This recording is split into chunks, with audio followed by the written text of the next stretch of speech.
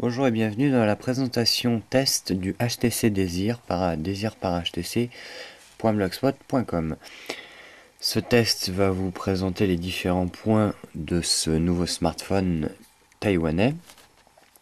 Alors, pour commencer, ce téléphone a un processeur de 1 GHz.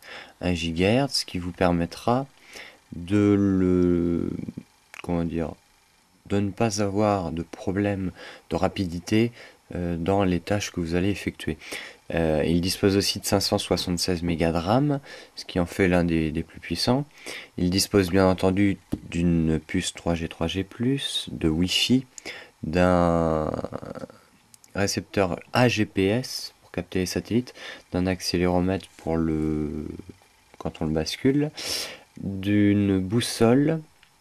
Donc ça permettra par exemple pour les logiciels de réalité augmentée, pour le logiciel Google Maps par exemple, quand on tourne le téléphone, ça tourne la carte en direction euh, du nord. Il dispose d'une radio RDS, donc la radio RDS ça permet quand on est dans le logiciel de radio de pouvoir capter la station. Le Bluetooth pour transférer des fichiers. Il dispose d'un capteur ici 5 mégapixels et d'un flash LED très puissant avec autofocus. Il a un écran en diagonale de 3,7 pouces, ce qui en fait un gros smartphone mais pas plus gros qu'un iPhone. Il a un écran AMOLED donc pour avoir un très bon contraste, très jolies couleurs et de bonne qualité. Une résolution 480 par 800, donc un tout petit peu en dessous de l'iPhone 4 avec son Retina Display, mais quand même très bonne résolution. D'une jack 3.5 sur le dessus pour y mettre un casque normal ou le casque fourni avec, on va dire de qualité standard quand c'est fourni avec un téléphone. Il a une ROM interne uniquement donc pour le stockage de 512 mégas, mais il est fourni avec une micro SD de 2 Go, toujours appréciable à la limite. Et à voir après si on a besoin de changer ou non pour y mettre des vidéos, des MP3, etc. Et après, au niveau de l'interface, donc c'est la version 2.2 de Android, sauf que cette version a été euh, comment dire étudiée par HTC avec une surcouche qui a été ajoutée, donc la surcouche HTC Sense, qui permet par exemple entre autres d'y ajouter des widgets. Donc là par exemple il y a deux types d'actualités. Alors il y a l'actualité par des widgets HTC ou l'actualité et météo par Google. Et ce ne sont pas du tout les mêmes choses. Par exemple ici là vous voyez les SMS. Les SMS sont des widgets donc qui s'affichent sur le bureau, mais des widgets HTC. Après, les emails pareil, la petite pendule, donc on reconnaît bien le style HTC avec la météo, et plein d'autres choses. Pareil, il y a une intégration dans l'interface au niveau des contacts. Si je vais dans mes contacts, vous avez les contacts, avec toute une synchronisation via Facebook ou tout autre réseau comme Twitter, Flickr, ou des choses comme ça, euh, envers le contact. C'est-à-dire qu'il vous propose d'intégrer des données, bien entendu la photo, mais aussi si vous regardez, donc vous avez les messages, les emails, etc., mais aussi les mises à jour de ce correspondant sur Flickr, sur Twitter et Facebook, et même bien entendu tout ça dans le carnet de contact. Après, pareil, il existe des logiciels intégrés tels que Pip, qui est un logiciel, un client Twitter. Après, il y en a beaucoup d'autres, hein. Il y a même par exemple une lampe torche ici qui, vous allez voir, selon trois niveaux d'éclairage assez puissants quand même, sachant que là on est en jour. Et après, quelque chose de très appréciable, ici, ce que vous allez voir clignoter en haut là, voilà la petite diode. Hop, ça veut dire que j'ai reçu un email. Et si vous descendez, vous avez un menu un peu à la Minority Report vous indiquant vos notifications, que ce soit Facebook, Twitter, les emails, les SMS, etc. Vous allez là-dessus et vous avez les données. Il y a une très bonne qualité au niveau de l'appareil photo. Je vous joindrai des photos prises avec. Bon, c'est pas un appareil photo, mais c'est quand même de la bonne qualité.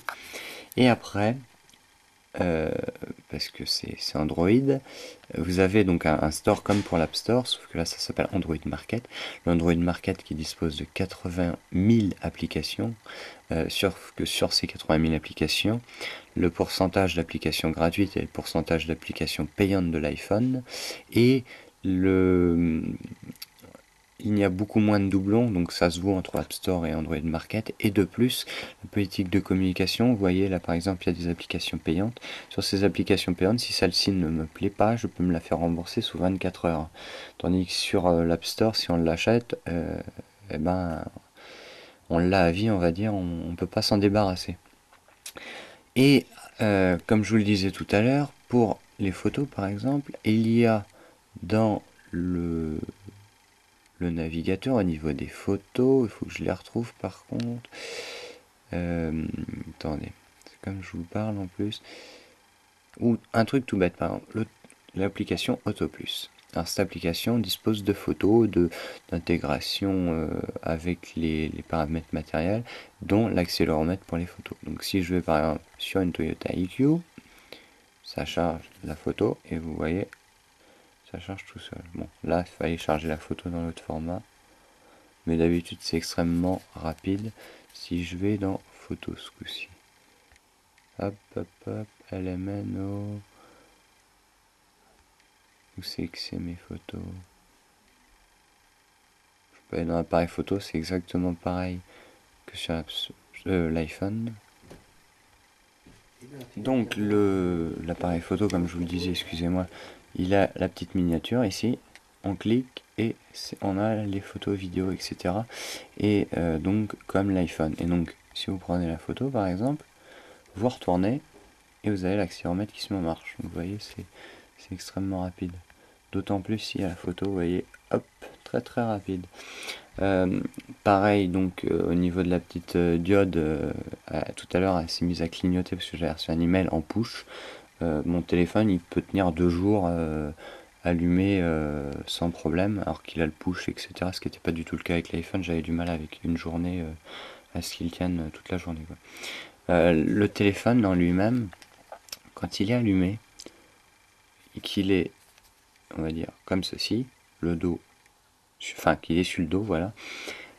Si vous recevez un appel, vous le retournez, et avec le détecteur de proximité et l'accéléromètre, il détecte que vous l'avez mis face contre terre, et la sonnerie se bloque, enfin se coupe, quoi, pendant que ça continue de sonner à l'autre bout, mais comme ça ne gêne pas le reste de la réunion ou autre.